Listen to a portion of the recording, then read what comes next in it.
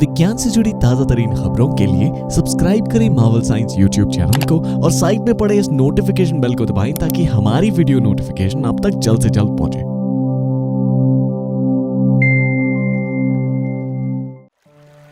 मैं ये तो नहीं कहूँगा कि साइंटिफिक रिसर्च पेपर्स और जर्नल्स अनइंटरेस्टिंग होते हैं, लेकिन मैं ये ज़रूर कहूँगा कि इन जर्नल्स के बेस पर एक अच्छा यूट्यूब वीडियो नहीं बनाया जा सकता, क्योंकि जब भी मैं ऐसा करता हूँ आधे से ज़्यादा लोगों को मेरी बातों से कोई लेना देना नहीं होता और बाकी बचे लोगों के दिमाग से मेरी बातें बाउंस हो चली जाती हैं। तो इसलिए मैंने ऐसे इन डेप्थ साइंस वाले वीडियोस डालने ही कम कर दिए थे, क्योंकि ऐसे वीडियोस बनाने से मेहनत बहुत लगती है और फीडबैक भी उतना खास नहीं आता।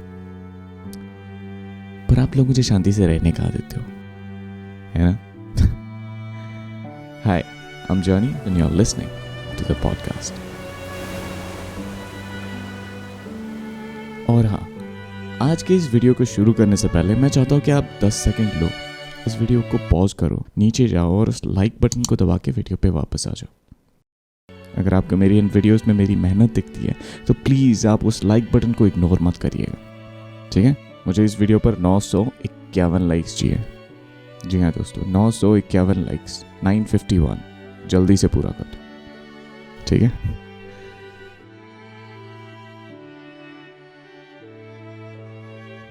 मैं जब भी कभी ऐसी बातें सुनता हूँ कि अतीत में हमारे धरती पर एलियंस आया करते थे, बरसों पहले कुछ परग्रही हमारे सौरमंडल का दौरा करते हुए पाए गए। मैं सच बताऊँ तो ये सब सुनने के बाद मेरे मन में एक ख्याल अक्सर आता है कि क्या इस दुनिया में फैली ये कहानियाँ कोई कल्पना भर है, या ये भी हो सकता है कि इस धरती के किसी कोने पर गुपचुप तरीके से परग्रही सभ्यताएं रह रही थी। मुझसे पर्सनली पूछो तो ये सारी बातें हाइपोथेटिकल तो नहीं कहूँगा, पर हाँ साइंटिफिक ज़रूर होती हैं। 1967 में लॉन्च पुस्तक intelligent life in the universe में कॉस्मोलॉजिस्ट कार्ल सेगन और रशियन एस्ट्रोनॉमर I.F. Shklovsky ने क्या खूब कहा है, This is independent of the question of whether the human race has ever interacted with an alien race. देखो, मुझे उन लोगों से कोई बैर नहीं है जिनको मेरी बातें उल्टी लगती हैं, लेकिन मैंने पर्सनली आज तक कोई ऐसे कंपेलिंग एविडेंस नहीं देखे जो मुझे इस बात को मानने पर मजबूर कर दे कि हम लोगों ने वाकई कभी एलियंस के साथ इंटरैक्ट किया था, बल्कि I've seen only material that leads me to more questions. लेकिन जरा सोचो, अगर मैंने कोई चीज़ देखी नहीं या महसूस नहीं करी तो क्या वो चीज़ एग्जिस्ट नहीं करती? करती है ना। हमारा यूनिवर्स बहुत पुराना है और जाहिर सी बात है कि हमारे एग्जिस्टेंस में भी आने से पहले इसमें न जाने कितने टेक्नोलॉजिकल सिविलाइजेशंस आए और गए होंगे। यहाँ गए होंगे से मेरा मतलब क्या है, मैं थोड़ी देर में समझाता हूँ, ठीक है?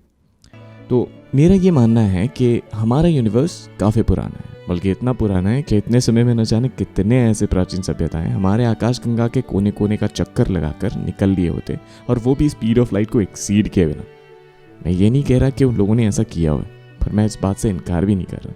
मैं तो बस ये कह रहा हूँ कि हमारे यूनिवर्स को एग्जिस्टेंस में आए इतने वक्त गुजर चुके हैं कि इस बीच ऐसा होना नामुमकिन नहीं है।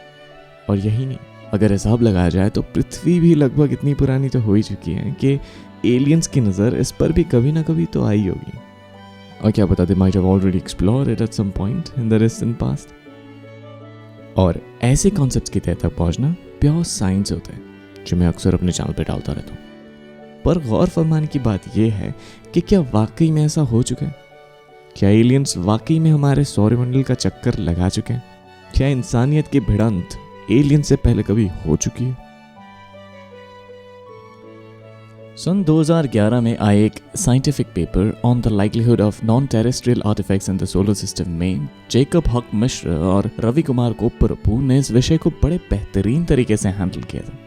उनका ये कहना था कि हम अभी तक हमारे सौरमंडल को पूरी तरह से जानने में असमर्थ हैं, तो फिलहाल ऐसे टॉपिक्स को मानना या न मानना हमारी औकात से परे है।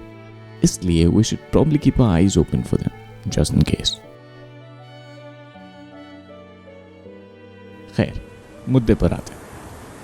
याद है मैंने आपसे थोड़ी देर पहले कहा था कि हमारे एग्जिस्टेंस में भी आने से पहले न जाने कितने टेक्नोलॉजिकल सिविलाइजेशंस आए और गए होंगे।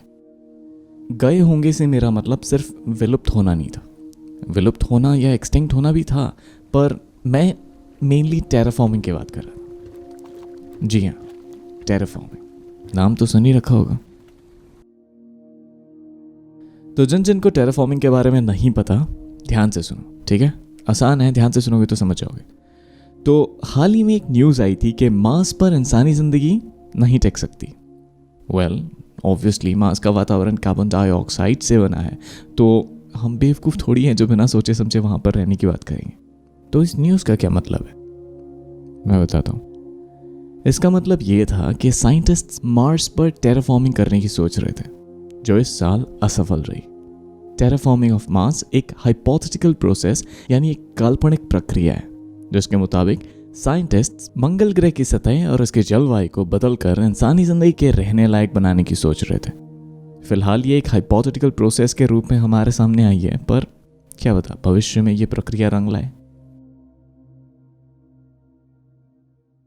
अगर हम मानते हैं कि ऐसे जदीद सिविलाइजेशन हमारे ब्रह्मांड में मौजूद हैं, वैसे मैं कार्यशिफ्ट टाइप 3-4 सिविलाइजेशन की बात कर रहा हूँ, तो अगर वाकई में ऐसे सिविलाइजेशंस मौजूद हैं तो क्या पता वो भी इस प्रक्रिया का उपयोग करते हो, क्या पता उन्होंने टेराफॉर्मिंग में महारत हासिल कर ली हो। क्योंकि अगर हम आज टेराफॉर्मिंग करने की सोच रहे, क्या आपको नहीं लगता कि हमसे हजारों गुना एडवांस उन प्रजातियों ने इस प्रक्रिया के बारे में कभी सोचा नहीं होगा? क्योंकि हमारे लिए वायुमंडल की संरचना में बदलाव करना है यानी प्रदूषण, लेकिन एक उन्नत परग्रही सभ्यता के लिए वायुमंडलीय परिवर्तन कोई बड़ी बात नहीं होगी। तो सोचने वाली बात यह है कि फिलहाल ये प्रक्रिया हमारे लिए मुमकिन नहीं है, पर अगर हम कभी भविष्य में ऐसा कर भी लेते हैं तो क्या इतने बड़े स्केल का कुछ करने पर हम खुद को ब्रह्मांड के उन दूसरे परग्रहियों के सामने बेनकाब नहीं कर लेंगे? और अगर ऐसा हो सकता है तो टर्न द टेबल अराउंड। अगर वो इस ब्रह्मांड में कहीं ऐसे किसी प्रक्रिया को अंजाम दे रहे होते तो क्या हम उनके टेक्नो सिग्नेचर्स डिटेक्ट नहीं कर लेते?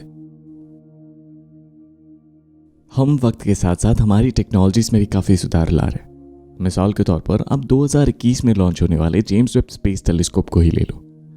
इस टेलीस्कोप को नासा, यूरोपियन स्पेस एजेंसी और कैनेडियन स्पेस एजेंसी के कोलैबोरेशन में बनाया गया है, और साइंटिस्ट्स इसे हबल स्पेस टेलीस्कोप के वैज्ञानिक उत्तराधिकारी होने का दावा कर रहे हैं।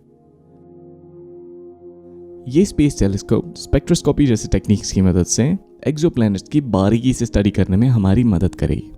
अभी आप पूछोगे स्पेक्ट्रोस्कोपी क्या होता है? देखो, इट्स अ कॉम्प्लिकेटेड टर्म, इस पर तो अलग से वीडियो आ जाएगी, तो इन शॉर्ट रखते हैं। बस इतना जान लो कि मैटर और इलेक्ट्रोमैग्नेटिक रेडिएशन के बीच जो इंटरेक्शन होता है, स्पेक्ट्रोस्कोपी उस इंटरेक्शन को मेजर करने का एक साइंटिफिक टेक्निक होता है, ठीक है? तो जेम्स वेब स्पेस टेलीस्कोप की मदद से हम शायद उन प्लैनेट्स को भी डिटेक्ट कर लें जिनके एटमॉस्फेयर में किसी लाइफ फॉर्म द्वारा बायोलॉजिकल या फिर टेक्नोलॉजिकल बदलाव लाया गया हो या जा रहा हो। एक्चुअली गया होगा, क्योंकि हम जब तक उसे डिटेक्ट करेंगे तब तक हो चुका हो, बिकॉज न जाने वो हमसे कितनी लाइट ईयर की दूरी पर होंगे। खैर, मैं एक सवाल पूछता हूँ, ज़रा सोच समझ के जवाब देना, ठीक है? अगर कोई परग्रही सभ्यता हमारे एग्जिस्टेंस के बारे में पता लगाने में कामयाब हो जाती है तो क्या वो हमारे रेडियो सिग्नल्स की बदौलत हो सकती है? मैं वीडियो और भी आगे ले जाता, पर मुझे इस सवाल का जवाब चाहिए आपसे, तभी मैं जाके इस वीडियो को और आगे ले जा सकता हूँ। तो मुझे फ़िलहाल इस वीडियो को यहीं ख़त्म करना पड़ेगा। इसका सेकंड पार्ट कल आएगा, ठीक है? आपको जो आंसर्स देने आप दे सकते हो, आपके आंसर्स का मैं बेसब्री से इंतज़ार करूँगा और उन पर डिस्कशन होगी और उनके बेस पर ही वीडियो आगे बढ़ेगी, ठीक है? कूल ना? चलो, तो आज की वीडियो में बस इतना ही। उम्मीद करता हूँ कि आपको आज की वीडियो पसंद आई। तो प्लीज़ इसे हर बार की तरह लाइक, कमेंट और शेयर करना ना भूलें। और लाइक का आंकड़ा तो पता ही है, 951। जल्दी से कर दो, क्योंकि ये टॉपिक और भी दिलचस्प होने वाली है।